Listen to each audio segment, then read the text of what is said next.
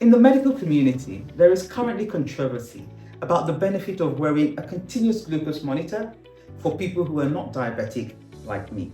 The concern is that wearing a continuous glucose monitor, also called a CGM, can make some people hyperanxious, OTT and/or OCD about eating. I cannot emphasize it enough. Eating should be a natural and enjoyable activity. So if wearing a continuous glucose monitor is going to completely take away the joy of eating, then I suggest you don't. So, why am I wearing one? I belong to the school of thought that says that hacking your own metabolism is not only desirable, it is essential. Understanding your body and how it uniquely reacts to food, drink, sleep, exercise, etc. is an important piece in the puzzle of discovering the best version of your body for yourself. In this video series, I'm going to be sharing some of the insights I gained about my own metabolism through wearing a CGM. For full disclosure, I do not own shares in any company that manufactures continuous glucose monitors. My starting point is a dish that is commonly eaten in West Africa. It's called egusi soup. Egusi refers to the dried seeds of a specific kind of melon that come packed with about 30% protein, 50% oil, and a load of other goodies. This is my own version of prepared egusi soup. And in order to create a baseline, I ate a full plate of egusi soup as a meal, which I'm quite happy to do. And there you can see the reaction of my blood sugar. A small controlled rise.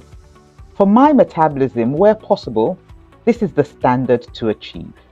Because when my blood sugar responds in this fashion, I do not get a crash or a slump. Now, what is a crash? Many of us know that feeling when you've had a meal and shortly after you just feel like you need to sleep, which is a bit counterintuitive. Food is supposed to energize us, right? After decades of suffering with what I used to describe as post-lunch stupor, I now finally understand the science of what was happening to my body. So in response to food, I want a kind of sugar plateau and not a sugar spike. I'm well aware that eating the soup on its own is not the typical way we eat egusi. More commonly, it is accompanied by a meal of starch. So my experiment would be incomplete if I did not investigate the typical. For this, I made a meal of ugali. Ugali is the East African name for a meal that can be made either from dried corn or dried cassava flour. This particular ugali was gifted to me during a recent trip to Rwanda by the lovely Louise. Louise and husband Pastor Osei run a charity called the Rwandan Legacy of Hope, which hosted a surgical outreach mission that I participated in.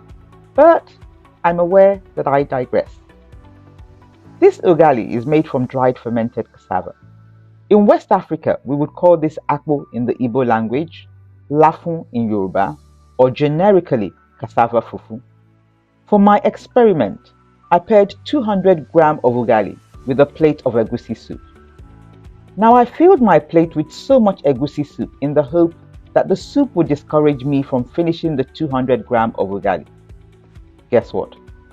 The ugali was so delicious that roughly 30 minutes later, to use a common expression, I had wiped my plate clean. And now the glucose watch started, and this is the picture. You can see the maximum level my blood sugar rose to was 6.5 millimoles per liter. This peak occurred about 2 hours after the meal. When I started eating, it was 4.2. So this represents an increase of about 2.3 millimoles per liter. For comparison, I've posted side by side with that from just eating the egusi soup alone. So the question is, can you eat soup without the starch? Obviously, everything boils down to your personal decision, but as a middle-aged menopausal woman, I've had to make the choice that at home, for the most times, the soup is now a meal in its own right. Of course, this is different if I go visiting family or friends or at gatherings. There has to be room for reasonable enjoyment or life just wouldn't be worth living.